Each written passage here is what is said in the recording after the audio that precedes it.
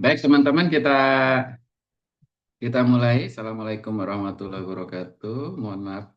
Ya, tapi nggak apa-apa, memang kita mulai 13.30 ya, karena jam 1 kayaknya mepet-mepet banget ya. Oke, teman-teman sekalian, kita lanjutkan. Kemarin kita tuh telah memahami tentang learning organization itu dan kaitannya dengan organizational learning. Kita tahu kedua-duanya penting ya. Nggak mungkin langsung learning organization tanpa organizational learning kan begitu ya. Jadi kalau harus sampai hakikat, kita harus menguasai syariatnya kan gitu. Jadi teman-teman sekalian,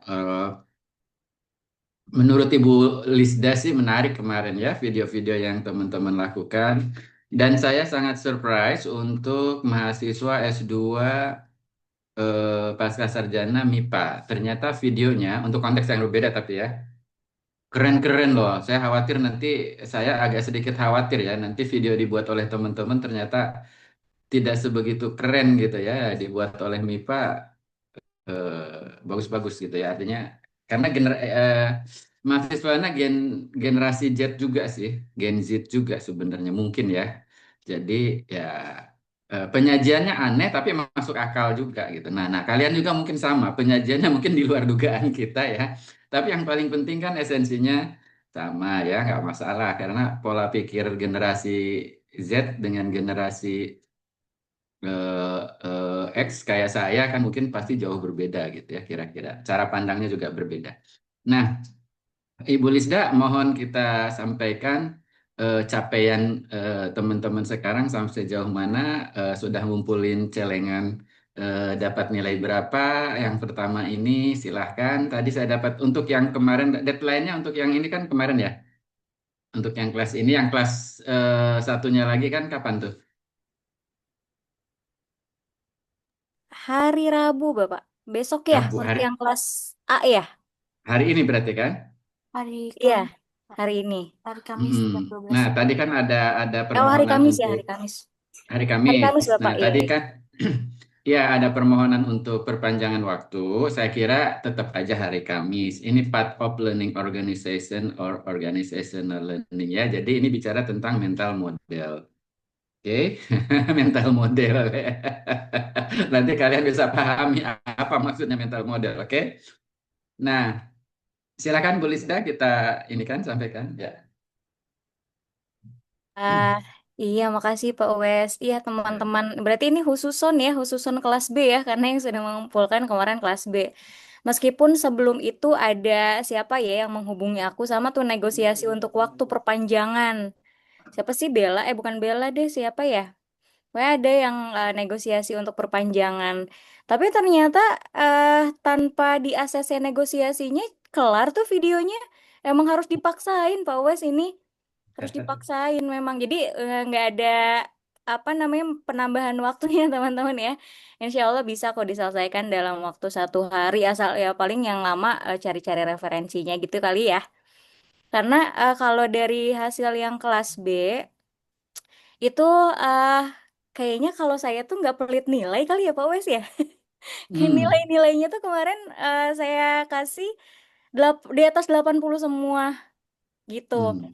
Ada yang 90 teman-teman. Ini niat banget sih sebenarnya. Terus emang apa?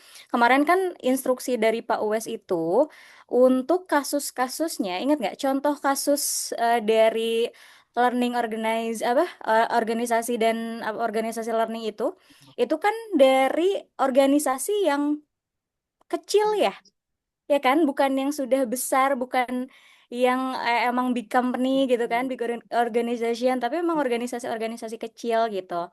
Nah, ini kebetulan yang mendapatkan nilai-nilai yang cukup besar, top 5 gitu ya.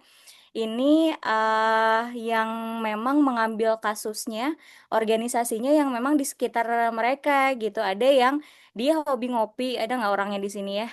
Kalian mana sih pada on cam dong? Ada yang hobi ngopi gitu kan.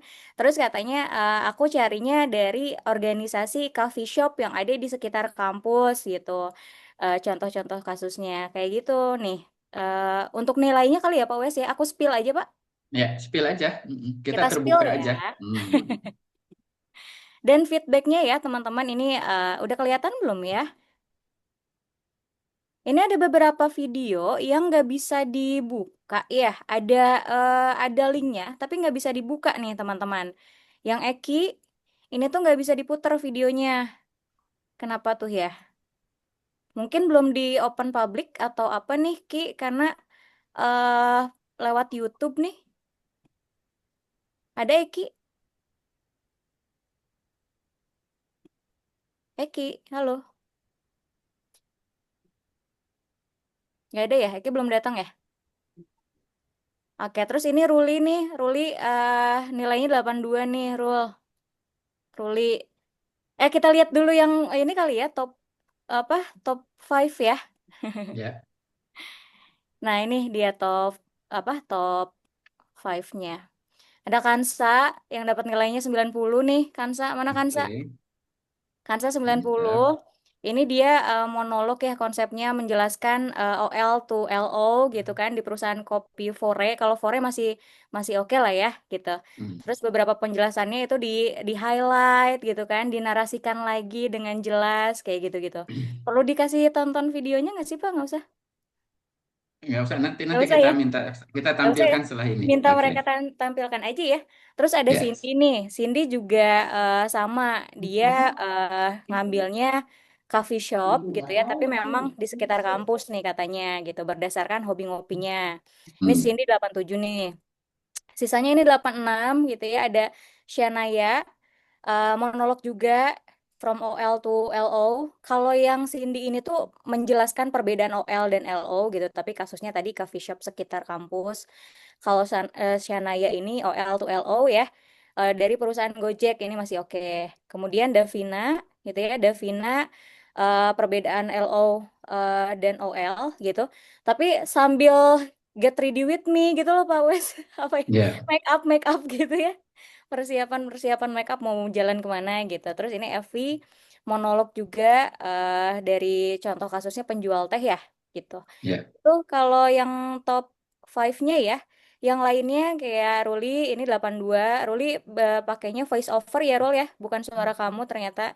Slide-slide tampilannya slide-slide apa namanya teks gitu ya, full teks aja. Terus ada Rangga 83, Azahra 83 ya.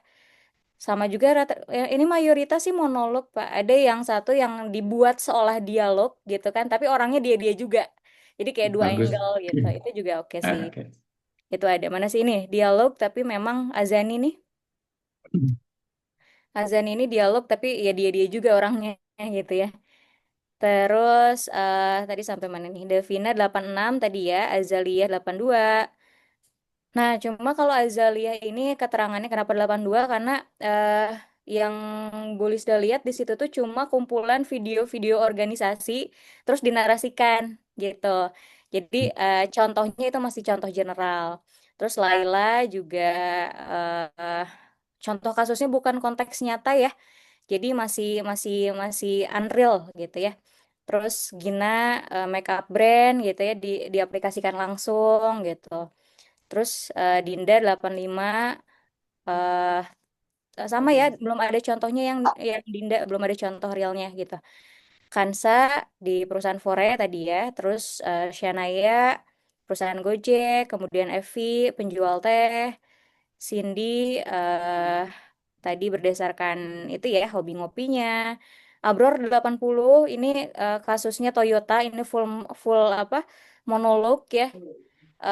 Agak lama juga nih kalau nggak salah Abror nih 10 menit kayaknya kemarin nggak lebih dari 5 menit ya Pak Wes ya, agak lama nih kayaknya Abror apa siapa gitu, aku lupa nyatet ininya waktunya. Terus Alif 8 ini sisanya 80 80 ya, kasus-kasusnya ada Bang, terus nggak ada kasus yang diangkat gitu ya. Maharani juga videonya nggak bisa di play. Ini Azkar 83 ya, kemudian Ali Akbar juga nggak ada linknya. Azani tadi ya ada dialog contoh sama transisinya. Gitu Oke. Pak Wes ya, Oke, semangat untuk selamat ya. kelas A. Untuk kelas A. Jadi kalau teman-teman miss tugas kali ini nggak apa-apa ya. Kemudian nggak bisa diputar ya nggak apa-apa ya. Tapi tidak bisa mengirim ulang. Juga hanya miss aja tugas pertamanya gitu. Tapi kan ada tugas berikutnya. ya. Nah, nanti pas di rata-rata ya agak berkurang ya, tapi ya nggak apa-apa karena karena memang seperti itu ya. Oke.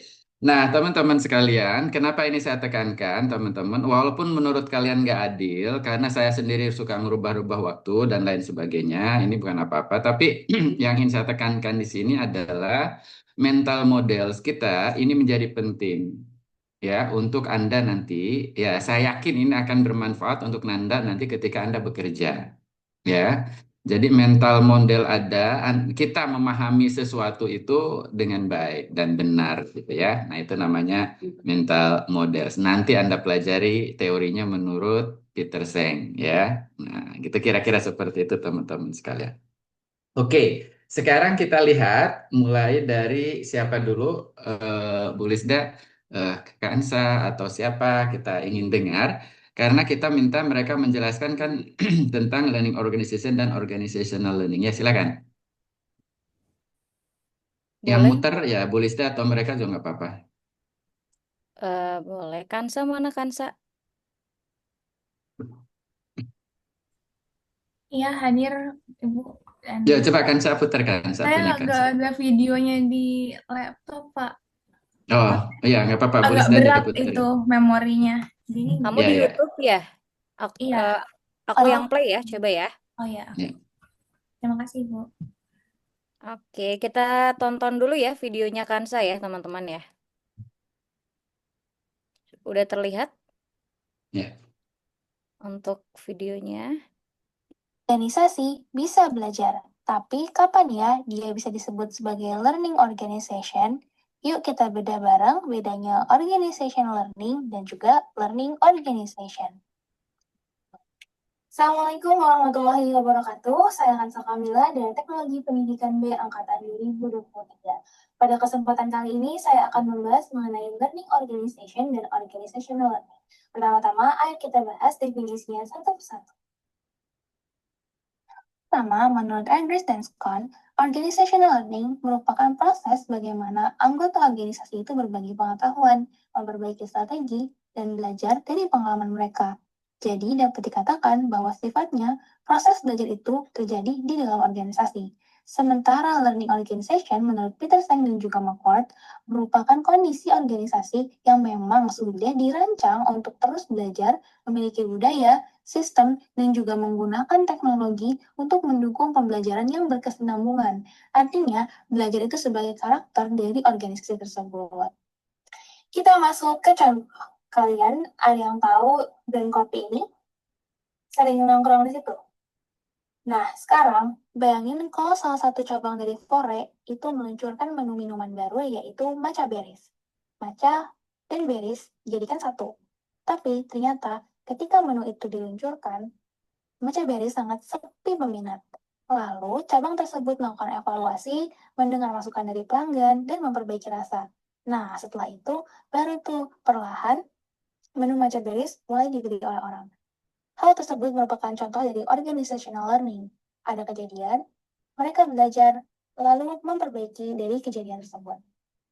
Tapi sekarang, coba kita lihat dari perusahaan forenya secara global. Mereka memiliki sistem riset yang terstruktur, program training rutin, sistem feedback yang menampung komplain atau pemasukan dari pelanggan di seluruh dunia, bahkan mereka mendorong karyawan memberikan ide dan inovasi. Jadi, bedanya cukup jelas di mana organizational learning itu tuh proses belajar yang bisa terjadi kapan saja. Biasanya reaktif terhadap masalah yang terjadi. Sedangkan learning organization adalah organisasi yang melambangkan belajar itu sebagai bagian dari mereka, sehingga selalu adaptif dan juga inovatif, bagian dari budaya organisasi tersebut. Berarti bisa aku simpulin bahwa organizational learning itu belum tentu bisa disebut sebagai learning organization. Tapi kalau dia udah learning organization, sudah pasti dia juga organizational learning. Semoga video ini dapat menginspirasi kita untuk terus belajar baik sebagai individu maupun sebagai bagian dari organisasi, di mana belajar merupakan continuous improvement in every single aspect in our life. Cukup sekian dari saya, kurang lebihnya mohon maaf. Assalamualaikum warahmatullahi wabarakatuh. Iya, gitu. teman-teman, Pak Wes. Asik. Kasih reaction dong. Tahun 2010. Waktu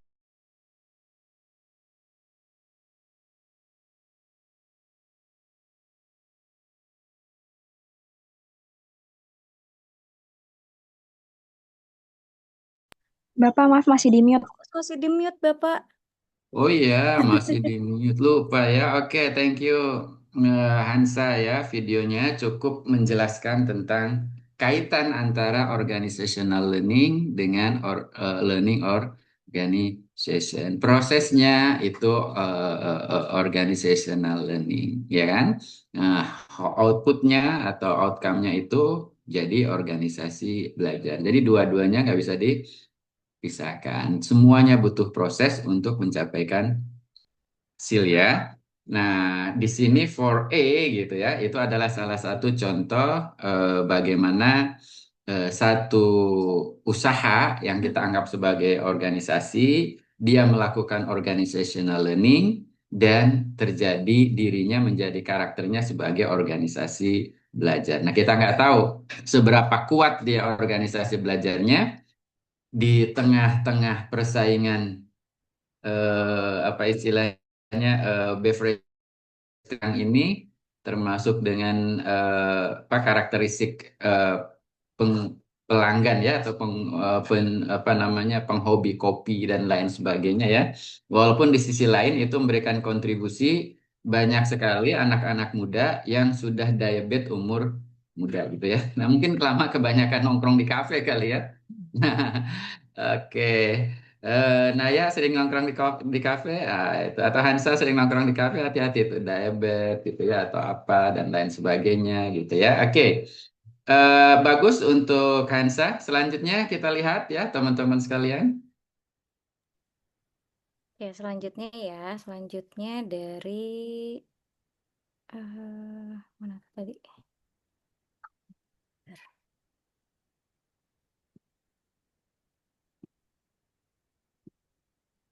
Selanjutnya Cindy ya. Kita lihat yang Cindy. Cindy itu TikTok atau apa ya? Oh iya, TikTok. Bisa diakses nggak nih di Nggak laptop? apa-apa TikTok, nggak apa-apa. Ntar. Oh, bisa diakses di laptop. Bisa. Mm-mm. Mana ada Cindy-nya nggak? Atau Cindy mau present nggak? Hadir Ibu, tapi jaringannya sepertinya kurang bagus. Ya Apakah udah, tidak apa-apa? ya udah. Aku yang ini ya, yang share screen ya. Terima kasih Ibu. Oke. Ini yang Cindy ya, teman-teman. Kita coba lihat. Hai, kenalin namaku Cindy. Akhir-akhir ini aku suka banget ngopi. Ngampus sebelum kelas, ngopi. Ngerjain tugas, ngopi. Jalan sama temen, juga ngopi. Pokoknya kalau ngomongin ngopi itu nggak akan ada habisnya. Nah, ngomong-ngomongin ngopi, aku penasaran nih, gimana sih caranya kafe-kafe di luar sana itu tetap bisa ramai, walaupun tren kopi itu selalu berubah. Nah, kita akan belajar dari dua cerita berikut. Kita yang pertama, bayangin ada kafe kecil di sekitaran kampus. Nah, awalnya mereka tuh menjual kopi yang harganya itu lumayan tinggi, yaitu up to 50.000 per gelas. Nah, masalahnya di mana? Masalahnya dengan harga segitu, banyak mahasiswa yang jarang datang ke kafe tersebut. Karena jelas harga yang ditawarkan itu di luar dari kantong anak kuliahan.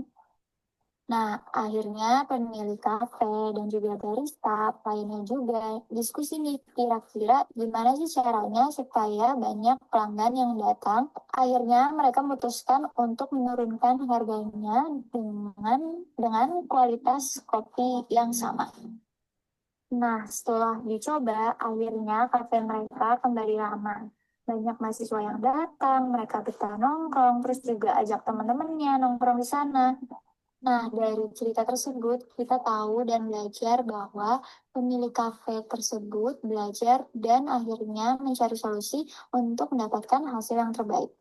Bahasa kerennya adalah organizational learning, di mana organizational learning itu adalah proses dari suatu organisasi yang belajar dari pengalaman mereka sendiri dan akhirnya memutuskan untuk memperbaiki.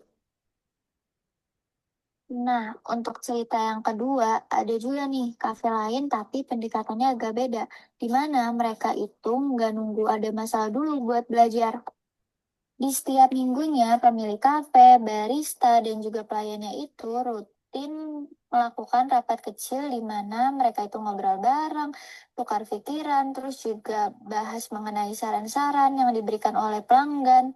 Mereka juga memanfaatkan sosial media, mereka bikin konten, bikin live report, dan juga bikin polling di Instagram untuk menanyakan ke audiens, kira-kira menu apa sih yang mau mereka coba di kafe tersebut. Terus, pelayannya juga dilatih untuk lebih ramah ke pelanggan. Fasilitas yang diberikan juga disesuaikan dengan target pasar mereka. Karena mereka dekat kampus gitu misalnya, maka kafe tersebut menyediakan atau memfasilitasi buku-buku yang relevan dengan kampus tersebut. Nah, inilah yang disebut learning organization, yaitu di sini kita belajar bahwa learning organization ini, KPI ini adalah sebuah organisasi yang sudah terbentuk dan berbudaya untuk terus belajar agar mereka bisa berkembang lebih baik. Jadi, apa bedanya organizational learning dan juga learning organization? Organizational learning adalah proses belajar yang terjadi dalam sebuah organisasi, sedangkan learning organization adalah organisasi yang memang terbiasa dan sengaja membangun budaya belajar dalam lingkungannya. Oke, itu dia Pak Wes dan Ya, teman-teman. betul. Dan konteksnya nyata ya, teman-teman sekalian, bahwa seperti itulah dan supaya teman-teman juga nanti tetap eksis ya, maka teman-teman pun harus menjadi individual learning individu. Yakinlah pasti bisa. Nah, karena ada perubahan-perubahan yang terjadi di lingkungan ya, kebutuhan pelanggan itu juga berbeda, mereka melakukan kajian gitu ya.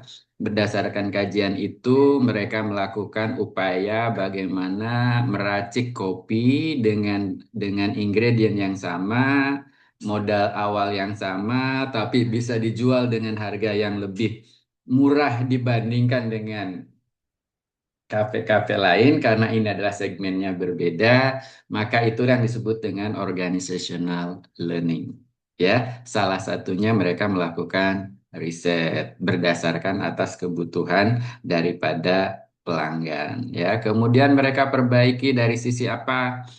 eh, apa namanya, dari sisi layanan misalnya ya, dari sisi layanan dan lain sebagainya itu juga menjadi satu bagian dari itu. Jadi kesimpulannya adalah organisasi belajar adalah organisasi yang senantiasa secara bersama-sama membudayakan diri untuk selalu berubah dan beradaptasi terus-menerus. Jadi intinya adalah tidak berjalan di dalam station yang sama. Jadi rotasinya stationary saja gitu ya teman-teman sekalian. Nah itu sebenarnya secara individu banyak yang seperti itu teman-teman sekalian. Banyak gitu ya, secara individu ya teman-teman sekalian. Tapi ketika kita bicara secara kolektif, maka jika individu-individu di dalam satu organisasi itu secara kolektif berputarnya ya, tidak stationary, tidak gitu saja ya gitu, maka besar kemungkinan organisasi itu akan eksis atau bahkan melibas yang lain. Ya banyak kasus yang mungkin nanti teman-teman bisa angkat. eh, Blockbuster mati ya, nggak tahu teman-teman ngerti Blockbuster apa nggak, taunya Netflix kan gitu kira-kira gitu ya. Nah, ini satu hal yang sangat luar biasa kan gitu ya. Kemudian Nokia mati ya, kemudian Symbian ya, OS Symbian mati, tapi kenapa operating system iOS tetap bertahan walaupun itu eksklusif ya. iOS itu berarti Apple gitu ya, itu tetap eksklusif. Tapi Android malah menjadi sejuta umat gitu kan kira-kira begitu ya. Nah, ini banyak contoh yang besar-besar ya di di di tempat kita ya. Mungkin teman-teman bisa nanti menganalisis janji jiwa gitu ya, atau apa ya, janji jiwa, chat time dan lain sebagainya. Kan gitu. Ada juga yang mereka bikin tapi dengan nama-nama yang berbeda gitu ya. Ya, janji hati atau apa, tapi nggak se apa ya, nggak seheboh seperti chat time atau 4A atau lain sebagainya ya. Kawan saya bikin juga baru tuh ya, gagal juga gitu ya. Nah, ini apa gitu permasalahan. Nanti teman-teman bisa analisis seperti itu. Oke, kita lihat lagi yang ketiga, Ibu Lisda. Saya ingin memastikan ya teman-teman menguasai itu atau tidak, di samping TP banget atau tidak gitu ya. Nah, cara menyajikannya ya, ini udah TP banget. Oke, silakan. Oke, yang ketiga ya sekarang ya. Coba kita lihat dari siapa ini? Shanaya ya. Oke. Shanaya ya, Shanaya. Shanaya. Oke. Oke. Halo, saya Sheila Delanisa Sukanto dengan NIM 1101623047 dari Teknologi Pendidikan B Angkatan 2023. Pada video kali ini, saya akan membahas perbedaan antara dua hal ini, yaitu learning organization dan juga organizational learning. Jadi disimak baik-baik ya, siapa tahu ini bisa menginspirasi kalian untuk membuat organisasi yang bisa bertumbuh dan berkembang. Sekarang coba ini gini. Ada organisasi yang belajar hanya ketika mereka kepepet. Misalnya habis gagal launching produk, baru deh mereka evaluasi, nyata kesalahan, terus coba lagi. Itu yang kita kenal sebagai organizational learning. Belajar, iya sih, tapi sifatnya masih reflektif. Tapi ada juga nih organisasi yang next level banget. Mereka nggak nunggu gagal dulu, baru belajar. Belajar juga udah menjadi nafas sehari-hari mereka sendiri. Setiap pengalaman, sekecil apapun itu diolah jadi pelajaran. Setiap orang didorong untuk terus berkembang, dan budaya ayo belajar itu terasa di semua lini. Nah, ini yang disebut sebagai learning organization. Organisasi yang hidup, bernafas, dan tumbuh dari proses belajar itu sendiri. Nah, lebih simpelnya, kalau dianalogiin, gampang banget. Organizational learning itu kayak orang yang rajin ikut kursus atau baca buku biar makin pintar. Ya, bagus sih, tapi fokusnya itu masih di ngumpulin ilmu pengetahuan. Sedangkan learning organization itu kayak orang yang udah menjadikan belajar itu sebagai gaya hidup mereka. Apapun yang dihadapi, entah itu sukses, gagal, atau bahkan krisis, langsung diubah menjadi pelajaran untuk melangkah yang lebih jauh lagi. Gimana? Teman-teman udah paham belum soal organizational learning dan juga learning organization? Belum? Ya udah deh. Oke, kita bahas pakai satu contoh yang familiar banget, yaitu pasti teman-teman sering dengar kan layanan pesan antar makanan dari Gojek ini. Dan menariknya nih, kita bisa meninjau GoFood dari dua perspektif sekaligus antara organizational learning atau OL dan juga learning organization atau LO. Nah, yang pertama kita akan membahas terkait organizational learning di GoFood. Jadi sejak awal guys, GoFood ini ternyata menghadapi berbagai macam tantangan operasional. Misalnya, restoran kewalahan menghadapi pesanan yang sangat melonjak, driver yang tidak tersebar merata, sistem pembayaran terasa sangat ribet, sampai akhirnya keterlambatan pengiriman terjadi di beberapa kota. Ada seorang ahli bernama Ardres dan juga Sun pada 1978 yang merupakan orang pertama yang mengenalkan istilah organizational learning ini, menyatakan bahwa OL adalah proses di mana organisasi itu mendeteksi kesalahan, mengevaluasi, dan juga memperbaiki kesalahan tersebut.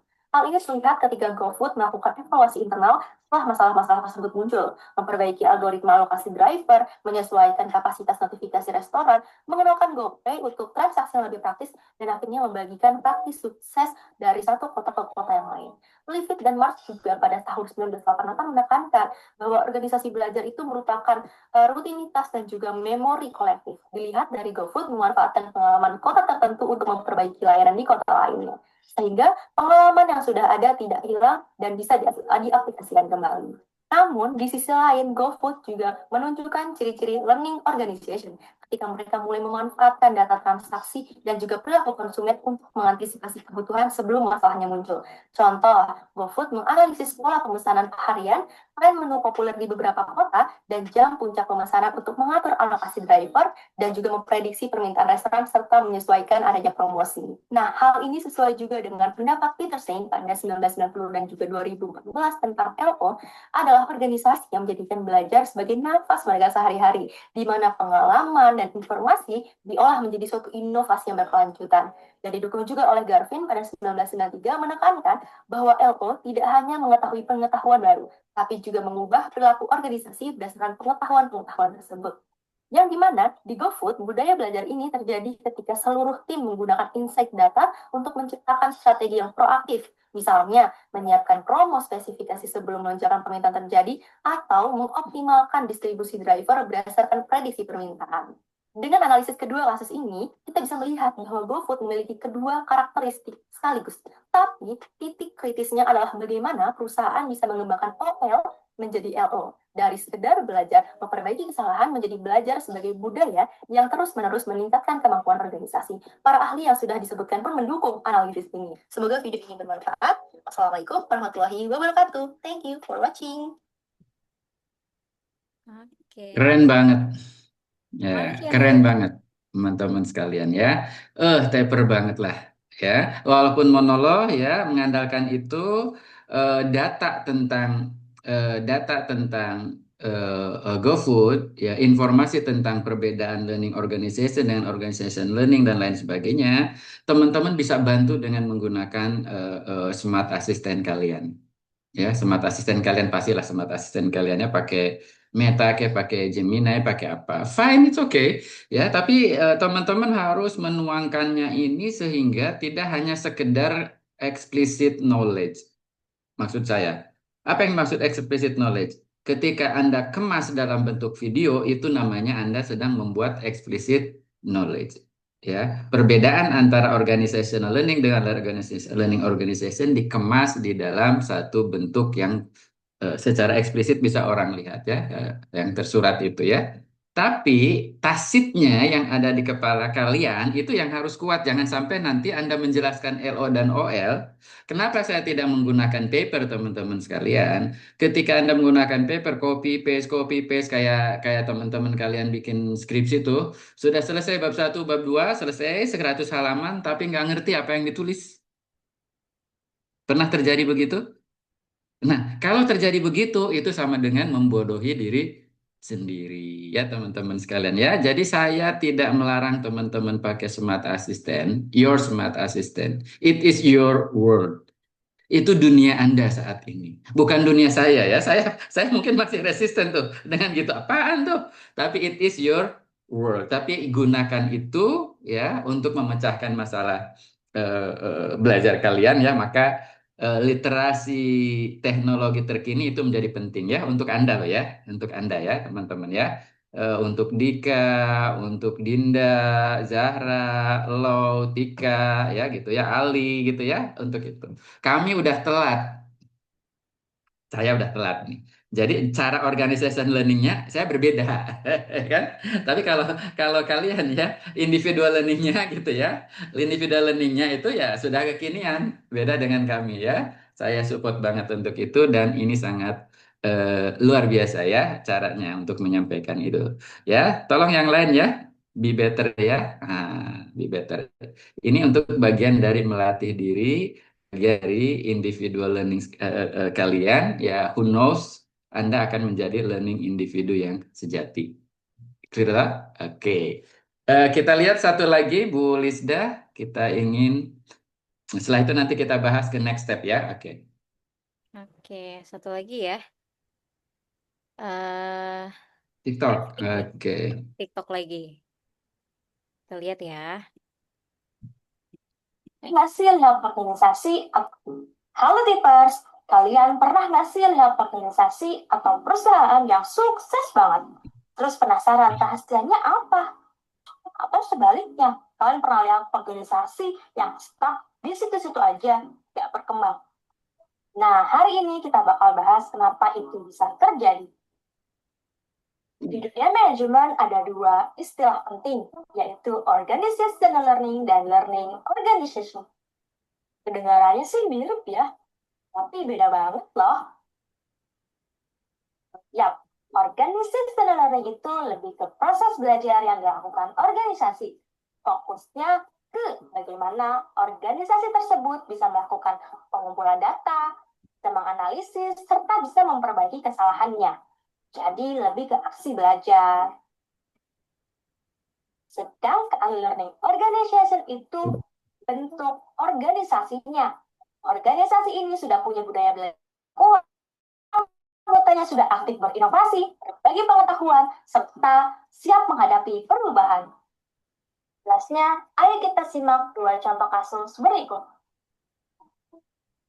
Misalnya, ada sebuah perusahaan teh lokal yang tahun lalu mengalami penurunan penjualan dikarenakan banyaknya pesaing bisnis. Maka tahun ini mereka melakukan pengumpulan data feedback pelanggan, kemudian mulai membuat menu-menu baru yang lebih kreatif, kemudian mereka mengganti strategi promosinya.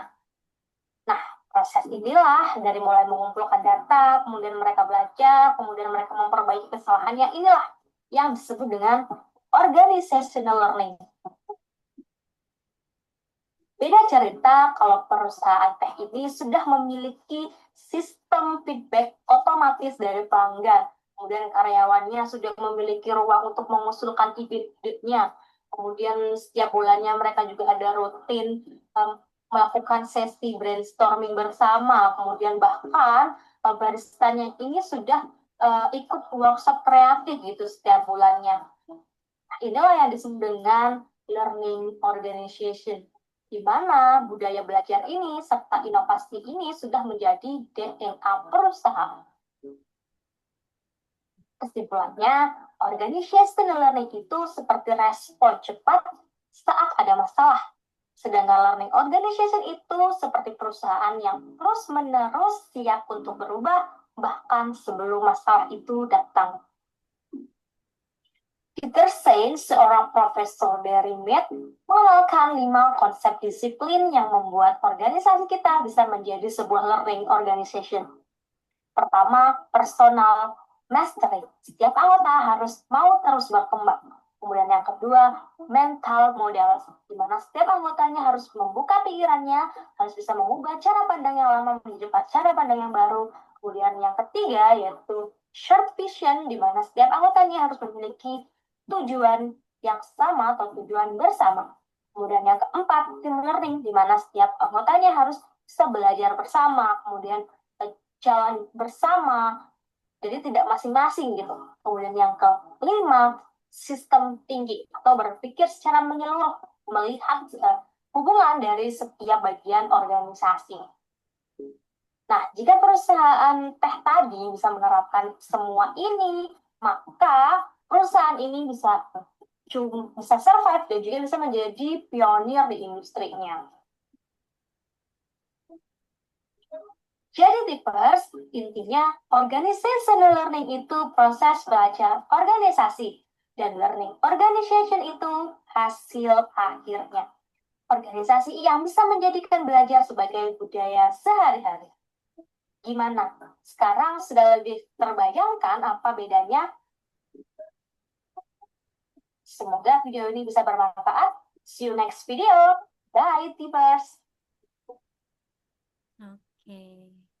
Itu Pak Wes, teman-teman. Oke, teman-teman sekalian, jangan lupa like and subscribe ya.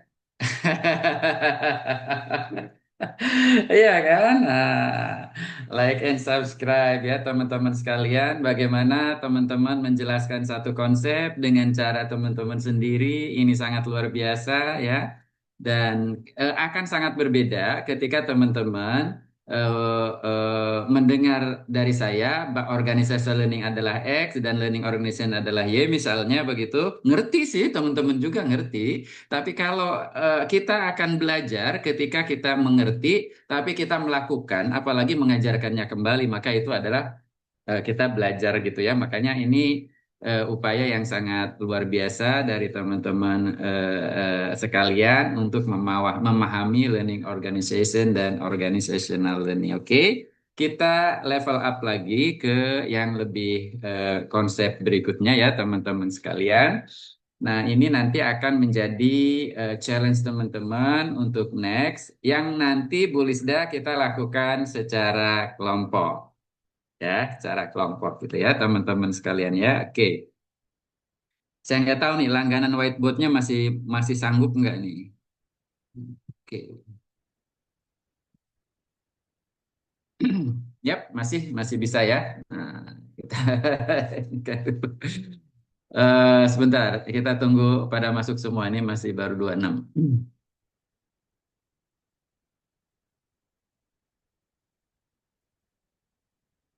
Ini hebatnya Zoom ya. Fitur ini dia jual, ya. Fitur ini dia jual. Jadi ini kalau kita langganannya X, fitur ininya eh, apa namanya off gitu ya. Nah, kira-kira seperti itu. Oke, kawan-kawan sekalian, kita nanti selanjutnya setelah kita paham betul terkait dengan organisasi belajar dan belajar organisasi, duanya penting ya teman-teman sekalian. Jadi jangan sampai hanya berhenti di organizational learning, sebab kalau berhenti di organizational learning kita memperoleh pengetahuan, memperoleh ilmu, itu ya, tapi hanya mimpi doang, ya nggak pernah terjadi dalam aksi nyata, ya gitu ya. Jadi itu hanya mimpi, itu hanya vision without action, itu nothing itu sebenarnya ya. Nah, jadi memang kita perlu itu supaya menjadi melekat dalam diri individu kalau kita secara pribadi, dan kalau secara organisasi melekat dalam diri organisasi menjadi budaya ya. Saya senang penjelasannya tadi, tidak nunggu harus lama tapi berjalan terus dan lain sebagainya gitu ya. Keren teman-teman sekalian. Oke. Nah, bagaimana kita melihat eh, pola organisasi belajar itu, teman-teman? Kita ambil dua tokoh ya. Yang pertama Marquardt.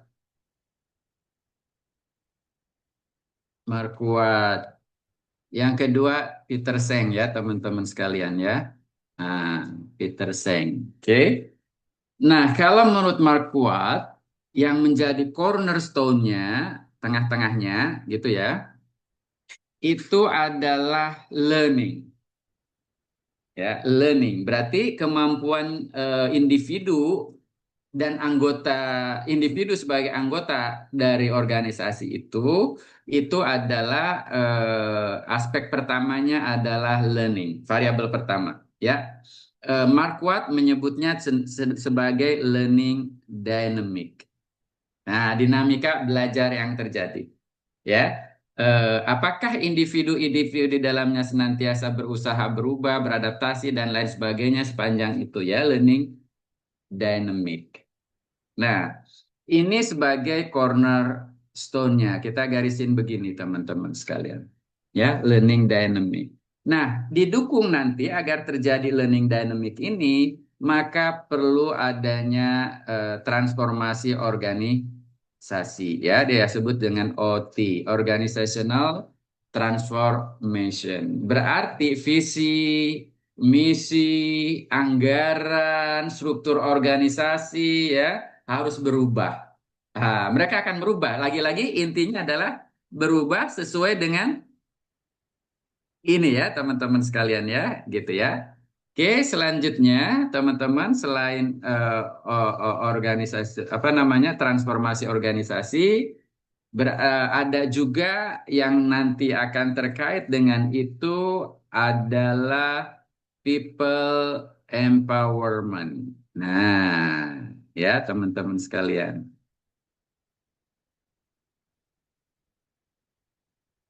People empowerment. Bagaimana orang-orang itu diberdayakan, teman-teman sekalian ya. Misalnya tadi yang terakhir itu contohnya apa tadi? Bukan 4A yang terakhir.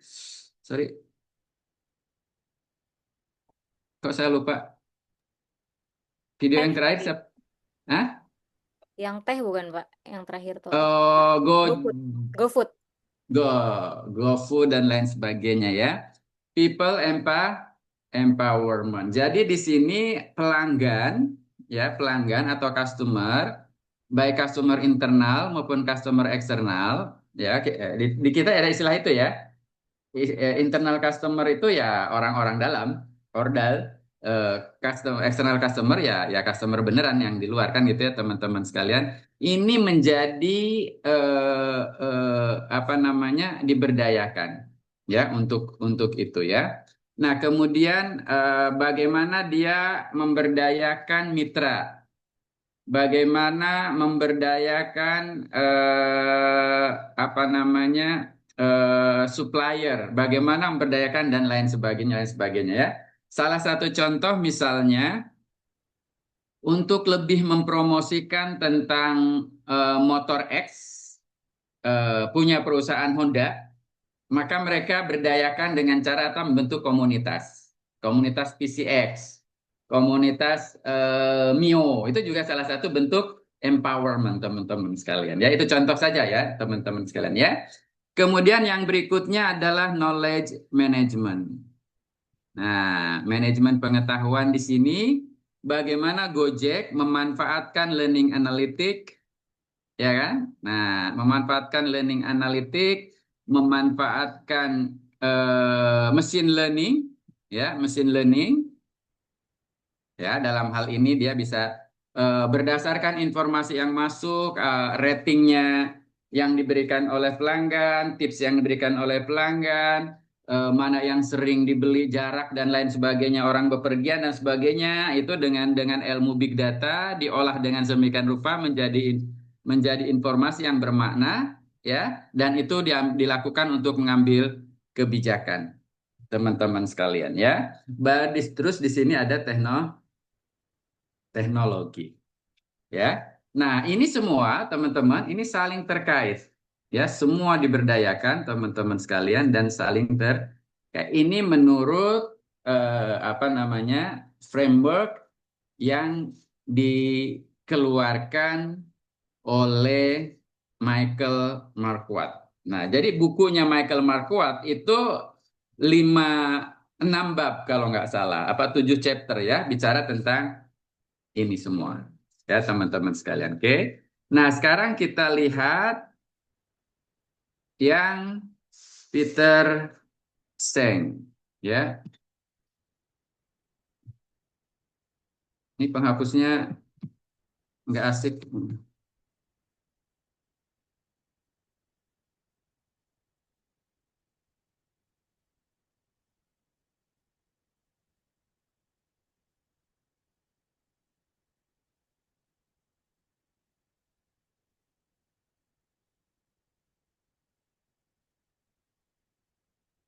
Oke, sekarang kita bicara Peter Seng. Peter Seng, kalau Marquardt yang cornernya itu adalah learning, maka Peter Seng cornernya adalah sistem thinking. Ya, sistem thinking teman-teman. Berpikir sistem. Jadi mirip-mirip ya. Nah, kalau sistem thinking berarti orang di dalam organisasi itu selalu berpikir bahwa segala sesuatu melihat dari berbagai variabel yang saling berpengaruh. Itu inti pertamanya, ya. Yang menjadi pusat perhatiannya adalah cornerstone-nya adalah sistem thinking. Makanya disebut the fifth discipline. Yang mana itu the fifth? Disiplin kelima itu yang mana? Disiplin kelima itu adalah sistem thinking, karena 4 disiplin yang lain, ya, yang disebut dengan share vision gitu ya, visi bersama, personal mastery, ya, kemudian mental model, personal mastery, mental model, dan belajar melalui aksi, action learning atau team learning. Team learning ini,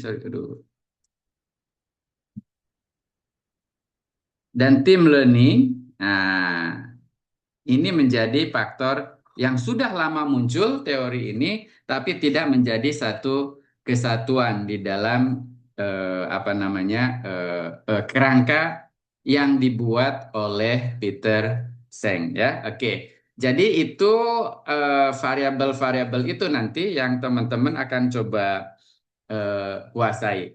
Nah, berdasarkan ini, ya, next challenge teman-teman sekalian, pelajari konsep framework yang dikeluarkan oleh Michael Marquardt, ya, di building a learning organization, ya. Ada 6 variabel di samping learning dynamic tadi ya. Nah, satu lagi saya lupa. Tadi kan saya baru sampaikan 5 ya. Dialog atau apa kalau nggak salah gitu ya. Nah, kemudian karena awalnya cuma 5, ya belakangan buku berikutnya nambah 1 gitu ya. Waktu saya belajar masih 5 itu ya. Nah, sementara Peter Seng itu ada 5 ya teman-teman sekalian ya. Nah, coba kita pelajari, teman-teman pelajari, cari tahu esensinya apa. Kemudian teman-teman pilih ya salah satu organisasi yang fenomenal, ya kayak tadi ya Netflix dengan Blockbuster gitu ya, atau apa dengan apa dan lain sebagainya. Nah, teman-teman cari data-data kunci ya, informasi-informasi kunci yang ada di situ ya. Sekarang mencari itu teman-teman akan sangat dengan mudah. Kemudian nanti teman-teman boleh analisis ya dari salah satu framework tadi. Jadi kelompok boleh milih mau pakai pisau analisisnya, mau pakai Marquardt atau mau Peter Seng. Nah, silakan. Itu selesaikan secara adat bersama anggota kelompok. Ya, waktunya 2 minggu. Ya, 2 minggu. Kalau kemarin itu kan sampai hari Selasa ini, ini sampai hari Selasa minggu depannya lagi kan gitu. Tapi kelompok loh ya. Kelompok ini. Eh, Nah, untuk Peter Seng, kalau teman-teman pakai Peter Seng, karena ada 5 dimensi, maka setiap dimensi analisis kalian itu dibuat satu klip maksimum 5 menit. Berarti kalau sistem thinking 5 menit, kan itu ya kajian terhadap itu ya, dengan kasus contoh nyatanya itu. Kemudian personal mastery 5 menit, maksimum ya 5 menit, boleh lebih pendek. Kemudian ini 5 menit, sehingga totalnya itu ada 6. 6 klip. Kenapa 6? Karena klip terakhir adalah kesimpulan. Iya tak? Nah, bukan kesimpulan, ya keseluruhannya kan gitu ya, yang menggambarkan hubungan antara satu sama lain. Jadi saya ingin teman-teman memahami, dijelaskannya satu-satu dalam fakta nyatanya ke-6 dimensi tersebut atau ke-6 variabel itu berpengaruh satu sama lain secara simultan, tidak berdiri sendiri. Ya, apalagi Peter Seng, semua tidak berdiri sendiri, semua sistem thinking gitu ya.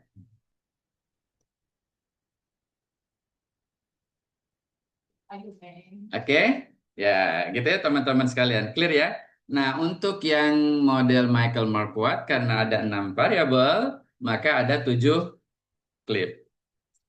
Ya, masing-masing tidak lebih dari 5 ini ya. Nah, yang akan kita nilai teman-teman itu adalah yang pertama ya kesesuaian konsep. Jadi konsep personal mastery misalnya apa itu betul. Ya, kemudian menganalisis konsep tersebut dengan konteks nyatanya sesuai. Ya, konteks nyata loh ya, yang teman-teman berikut ya. Kemudian teman-teman memperoleh informasi data yang cukup dan cakup untuk mendukung itu. Ya, kemudian komparatif. Nah, komparatif berarti kan ada pembandingnya. Nah, pembanding antara yang ini dengan yang itu. Nah, tolong teman-teman pembandingnya apple to apple ya. Ya, misalnya kalau itu perusahaan handphone ya dengan handphone gitu ya. Kalau itu perusahaan Netflix ya dengan yang jasa-jasa hiburan video gitu ya. Nah, ini kita pakai perusahaan yang besar saja ya supaya informasinya bisa Anda gali dari internet ya. Nah, jadi langkah yang harus kalian lakukan itu adalah memahami teorinya Marquardt atau teorinya Peter Seng. Yang kedua, menggali informasinya ya dari 2 kasus yang kontras tadi ya gitu ya, sedetil mungkin sehingga teman-teman bisa menganalisisnya dari aspek-aspek menurut kedua framework tersebut. Jadi ada data yang cukup buat teman-teman untuk menganalisis itu. Nah, sehingga teman-teman bisa memberikan contoh ya untuk hal tersebut. Gitu ya. Oke. Clear ya, teman-teman? Ya, kita masuk ke level berikutnya ya. Oke. Kita masih bicara tentang organisasi belajar ini ya. Belum beranjak ke yang lain ya. Oke. Ada pertanyaan?